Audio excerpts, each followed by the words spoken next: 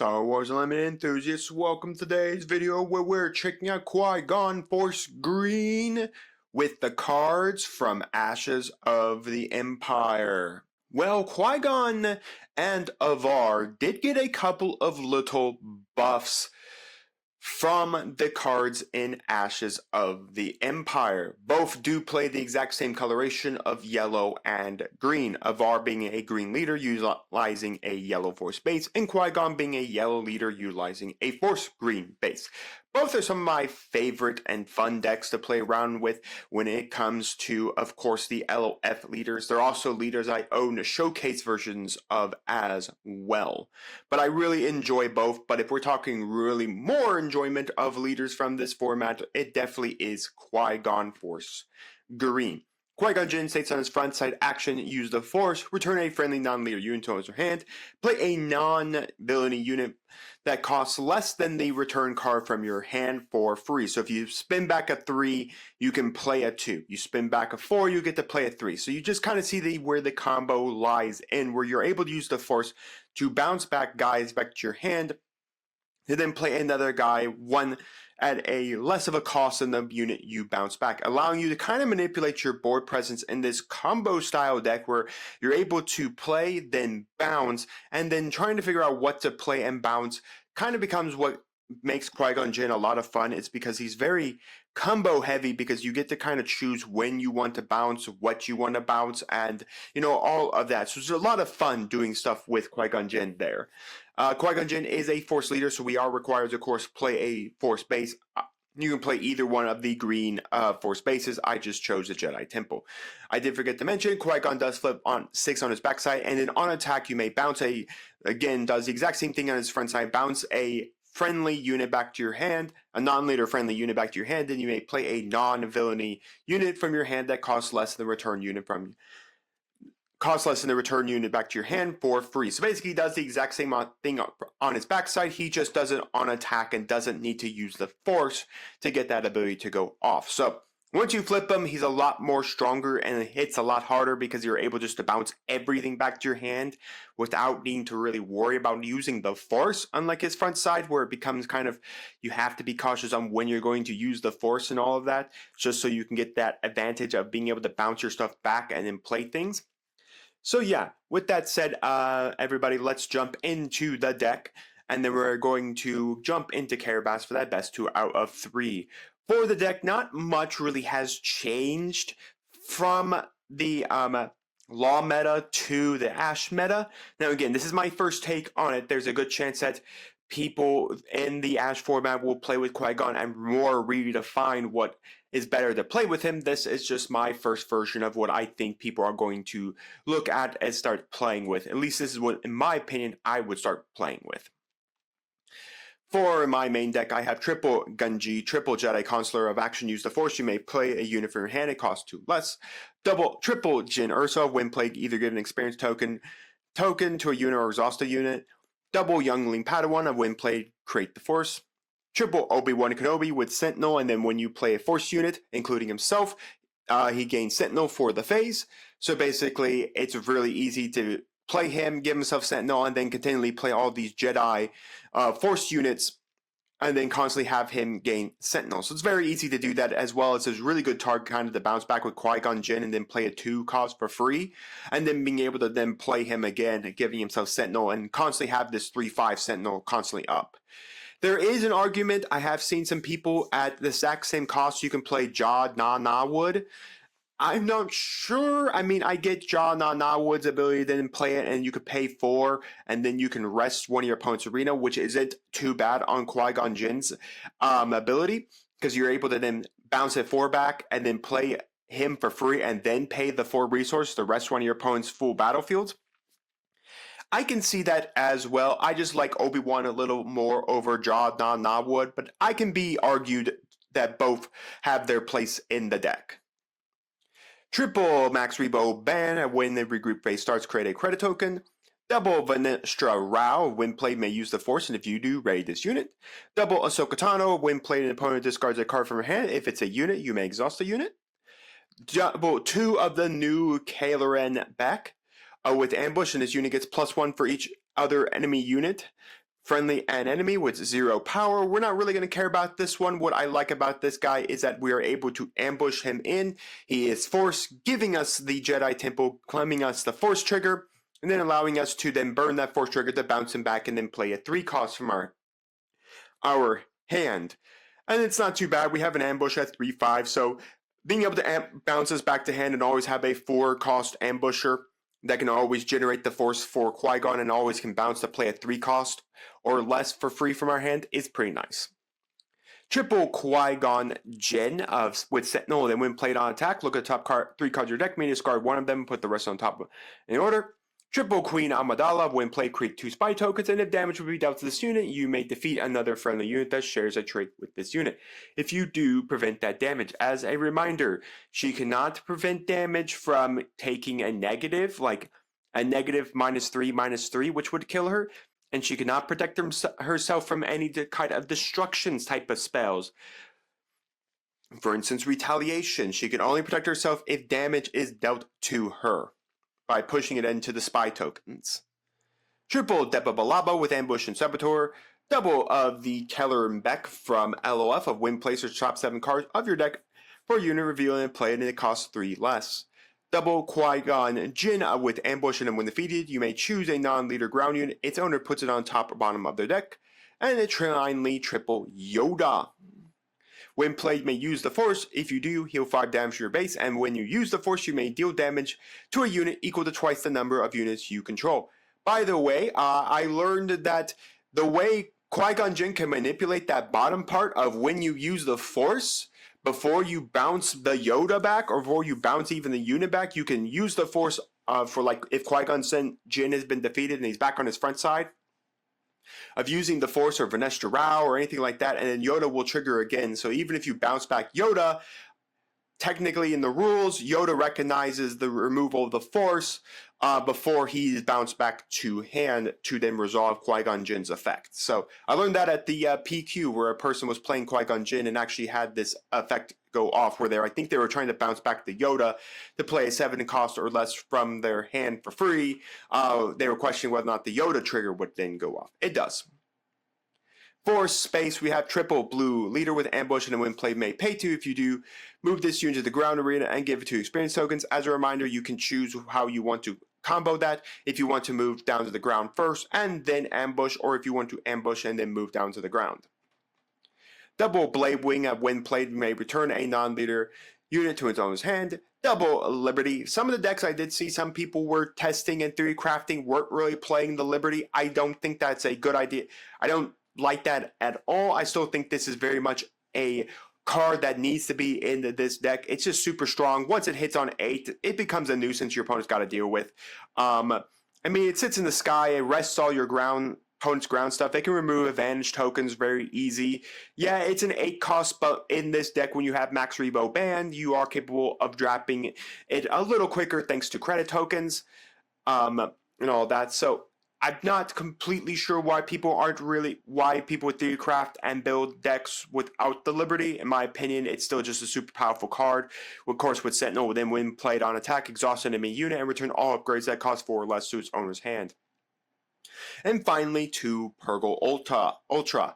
When played, when defeated, you may return another friendly non-leader unit to its owner's hand. If you do damage to a unit equal to that return unit's cost. So basically what this is really nice of is that you're capable of bouncing back your 6s, your 7s, your 5s, anything that you really want the Purrgil Ultra to be able to, bounce back to your hand. And then what you can do is you can have the Purrgil Ultra attack, then bounce it back with Qui-Gon, and then play a guy from your hand that is 7 or less. So basically you can bounce a 7 that you want to keep and replay for its on-play trigger and go from there. So it's actually not too bad of a card. I'm only playing 2 of it. I don't think it's overly strong, but I do actually like what it can do. It's very good for Qui-Gon on 100%. I don't think 100% for Avar, but who knows? Maybe someone will play it like add a copy in Avar. But personally for Qui-Gon, this is a very good card because it allows you to bounce a guy back to your hand and then being able to play that guy again for free off of the when you bounce the Purrgil Ultra back to your hand. So I like what it could do. And finally, double for events. Double protect the pod. A friendly non-vehicle unit deals damage equal to its remaining HP to an enemy unit. For the sideboard, we have 2 Sabine's Lightsaber. If attached unit is Sabine Wren or a Force unit, it gains Restore 2. This is just very easy. We're going to bring this in if we feel like we need to do this. This is really good to flip onto the Qui-Gon Jinn when he flips. That way then Qui-Gon gets a little stronger and can gain Restore 2 on his attacks. Double Blue Ace with Ambush and On-Attack, ready and exhaust that enemy unit. Be very cautious of that on-attack trigger. You do not want to give your opponent that advantage of it. If you absolutely have to, go ahead and do it. But a lot of times what you want to do is you want to claim the initiative on your turn, on turn 4. So when you go to resource 4, and then you drop Blue Ace and kill one of your opponent's space units without giving your opponent any advantage for the on-attack trigger. 2 T6 Shuttle 1947 with Sentinel, and then action give a unit +2/+2 for this phase and attack with that unit. So this is just very nice if we feel like we need to be a little more aggressive with our attacks.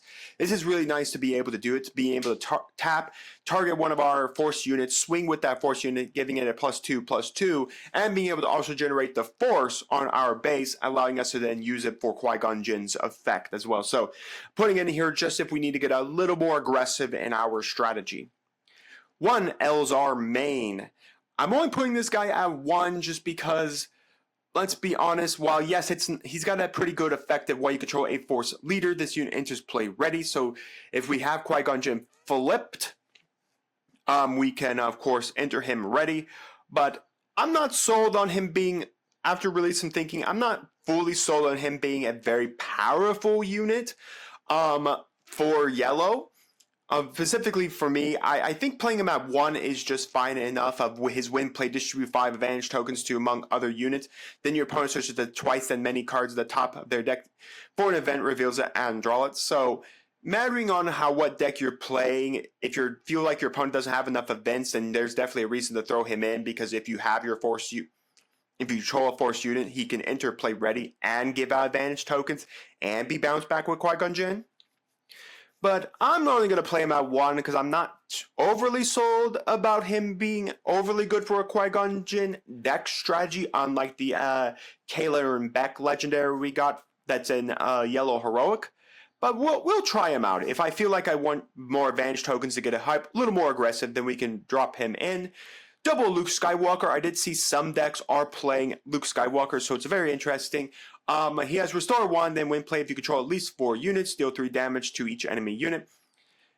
That 4 units does include himself, so technically you only need to control 3 units to get his effect to go off, because he'll count himself, because it says not other units, you control at least 4 units. So I'm only going to put him in the side deck. I'm not too sold on putting him in the main deck, because I think his effect is very situational depending on what you're going after. Because if you're playing certain deck strategies, then yes, like a Salome deck strategy, this makes complete sense.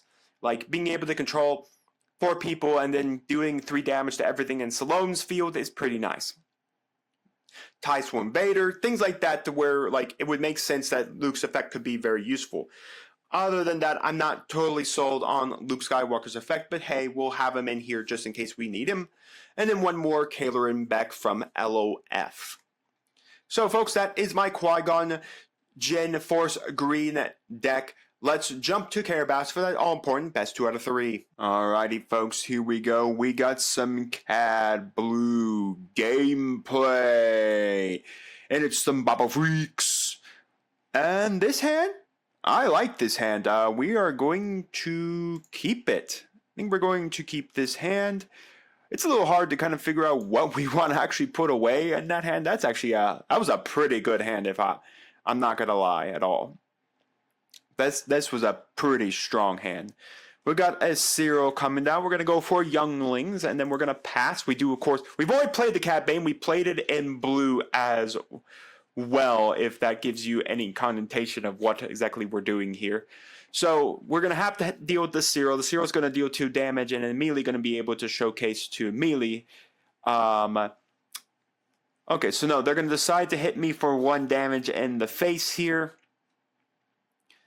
So with that said, we're just going to melee bring out this Qui-Gon. And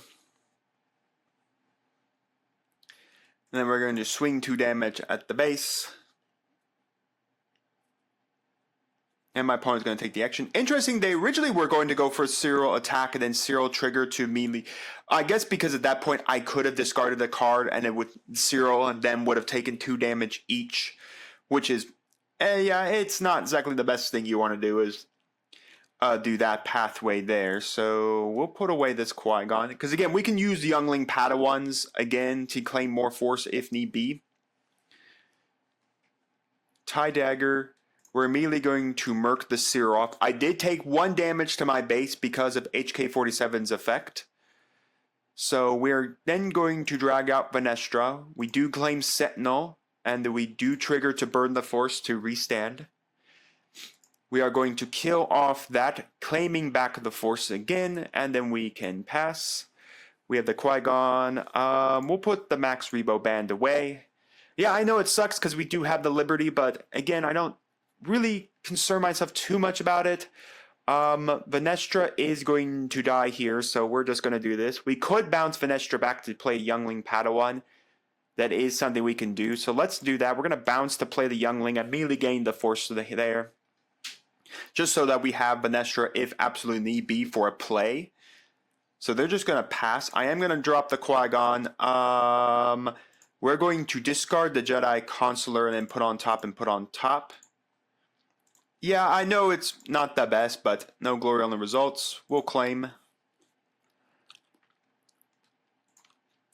But I don't really mind that one if we lose. The Qui-Gon, it was there mostly just to be a nice little play we could do. Let's deploy Qui-Gon Jinn.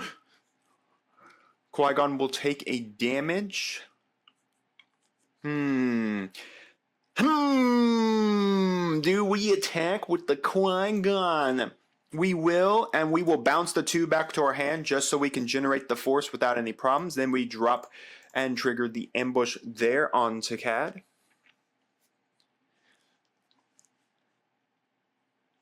And again, we do have Qui-Gon Jinn as well to drop next turn. And of course, like I said, we do have the ability to bounce Depa, play Venestra. So that's just going to be an immediate knockout with those 2. That is going to be 1 damage on me. Then Qui-Gon is going to die to that mech. And then from there, we do have the ability to go Qui-Gon, hit that, and then bounce that back, which is pretty nice. We'll confirm that. Qui-Gon, trigger, kill. Oh, wait, we don't die, right. It only deals 3 damage back because it doesn't have its Chimera to kill that. Qui-Gon Jinn's effect does not trigger, by the way. Qui-Gon has to be, when defeated, choose a non-leader ground unit. So it doesn't do anything in space, so we're going to claim the initiative. This is why we have the Liberty kids. We can put the Beck away because he's not coming up anytime soon. We can immediately rest that. So now we're entering into the grind game that this Cad Bane, I believe, in blue is going to be able to play the most in. And this is what this Cad Bane's just going to do. It's just going to grind. That's its purpose. It's going to play the grind game. It's going to do all of this shenanigans and all that. So, I mean, I guess we'll just claim. If they have a way to kill the Liberty, they have a way to kill the Liberty. Well, that is a way to kill the Liberty. Should have bounced the Liberty back to hand. See, that's where then it comes into, like, do you bounce Liberty back and just play something like you could have done Venestra Rao, burn the force. No, you wouldn't have the force to burn, so you could have done, like, Qui-Gon and all that. Because now we have the Chimera, but the Chimera is only a win play trigger, not a win attack trigger. We're going to go Depa, trigger, deal 5 damage to Pre-Vizsla.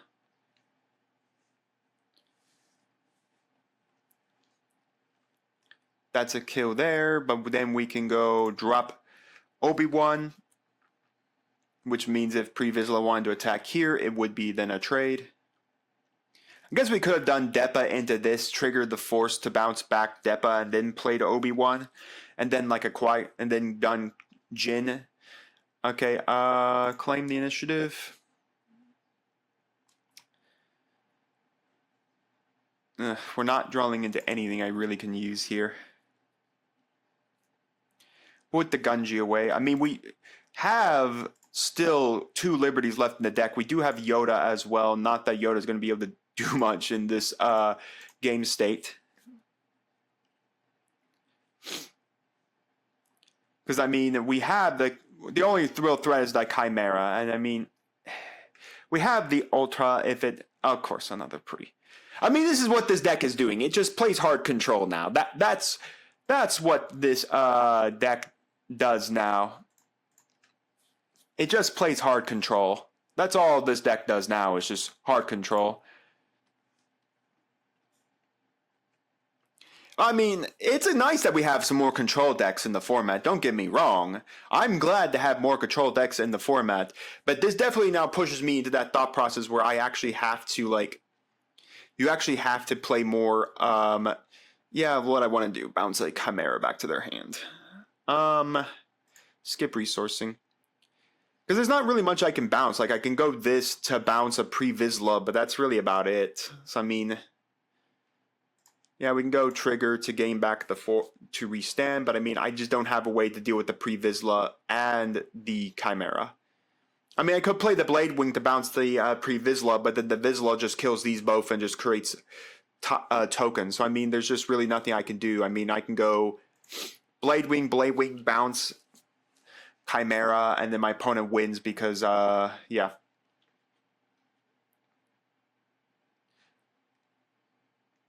Yeah, there's just nothing I could do there. All right, we're going to go into game 2.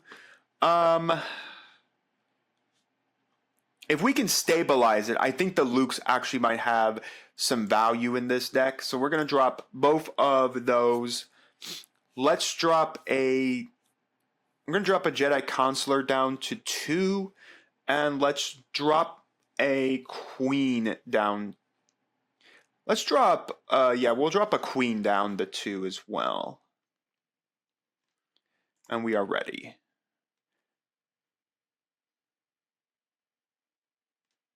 Okay, that was a misclick on my part. I was like, what? I don't want to concede just yet. All right. Not actually a bad hand. We'll go to keep. We have the ability to manipulate to do some things here. Not great. But I mean, I guess we could go like Jin and then do some things. I guess we'll put a Queen and we'll put the Jin away. We'll put out the Jedi Consular. Cyril claim. A damage point there. I think pitching a card out of his hand is just pretty nice. I think we're going to have to put the other Queen away. We'll do a damage. Claim the Force. Hitting me in the face for another. We'll just claim. If he wants to swing the Cyril at me, I'll probably just let the 2 damage happen and burn the Cyril attack. Yeah, done. I'll take the damage. That's just a blink of a Cyril attack. And not mentioning I'll be able to play Qui-Gon Jinn this turn. Meaning I'll have a blocker. HK. Ooh, back. It's pretty nice. We don't have a 3 to play off of it, clearly, but it's actually not a bad idea just to throw him out. Wish we had a 3. Now I really wish we had like a... We can kill off the Cyril there. If we had a 3, that would have been pretty nice. Then we could have used the effect to bounce it back like a Venestra or something and had this Ambusher back in our hand again. But getting rid of the Cyril, I think, is just honestly just a whole lot better than anything else. Just removing that. Jabba's Rancor is when a friendly unit is damaged and survives, you just mainly be able to deal 1 damage to my base. So, a couple Rancors. We'll put this away. We'll drop this. We'll get rid of the Blade Wing and put on top.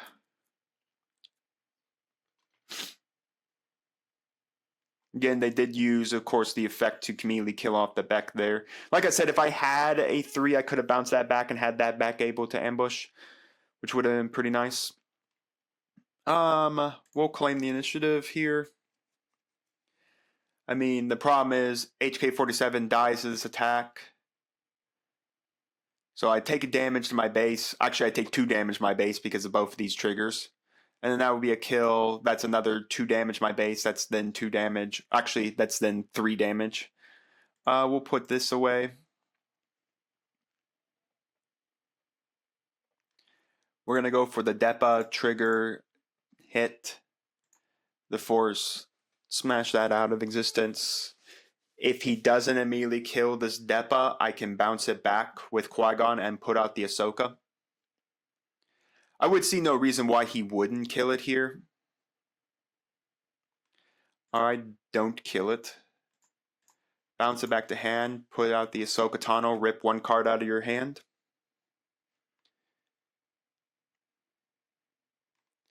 We will exhaust the Rancor.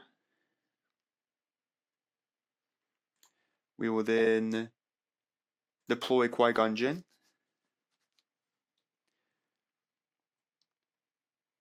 Taking 5 damage because of the on-attack trigger. We're immediately going to lose the Qui-Gon, by the way. We'll pass on bouncing the Ahsoka just so I have the Ahsoka up. But this is going to be just a straight kill. So, I mean, HK kills, I take a damage, I claim the initiative. It's not bad to immediately be able to kill some things. We do have Liberty coming up. Put the Jinn away. Won't be able to play much. Let's kill off the CAD. Kill off that. Depa trigger ambush. We do have the Force. I can pitch this.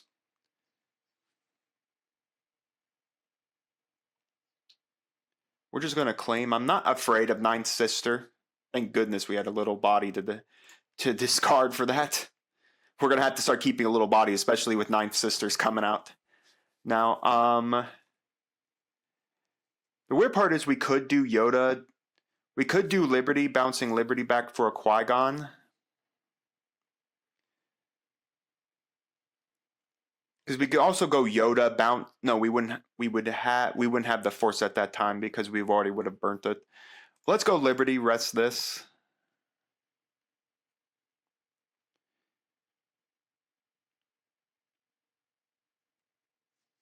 See what his next play is. It may be a freaking pre-Vizsla. How did I guess it, you know? How did I guess it was going to be a freaking pre-Vizsla? Claim the initiative. You know, sometimes it's just too simple to know exactly what your opponent is playing. Back's not too bad. We could bounce back. We'll put away this. Because the weird part is you can go Liberty, swing, rest down Ninth Sister, and this doesn't die to something. He'd have to, if he wanted to go pre-Vizsla, he'd have to destroy one of his pre-Vizslas to do so. So we can go 9, rest that. If he doesn't go, okay, then no glory on the results. That does kind of suck. We can go for, and my opponent chooses a non-leader ground unit and puts top bottom of their deck. So yep, we're going to go trigger. We're going to smash. We're going to choose this. They do get to put it on the top or bottom of their choice. They put on the top, which makes complete sense. We're just going to claim the initiative. Nothing else to really do. They do get to redraw it, but I think I'm fine with them redrawing it.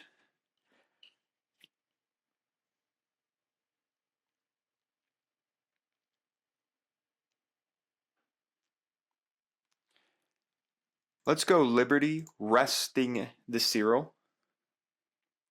We know they have a Ninth Sister in hand. Then we can go Qui-Gon, bounce back, play Beck. We do get to reduce the play cost of a unit we want to play by 3. So let's drag out Beck, trigger to immediately kill off Cyril.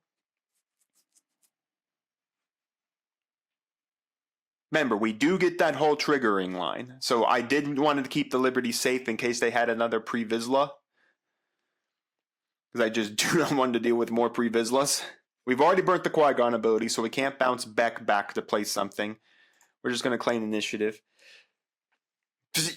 You know, sometimes I just guess the pre-Vizslas are going to come out of my opponent's hand, you know? I guess it. I guess it every single time they're going to have the freaking pre-Vizslas.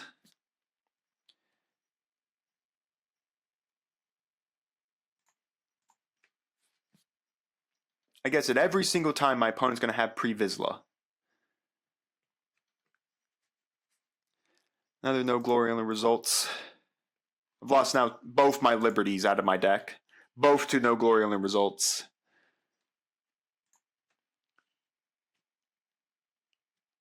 Such a freaking pain.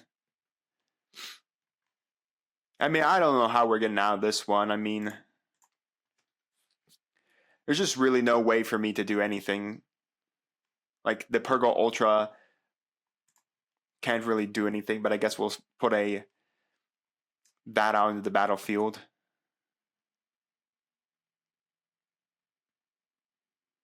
We do have the Yoda still to be able to do some triggering.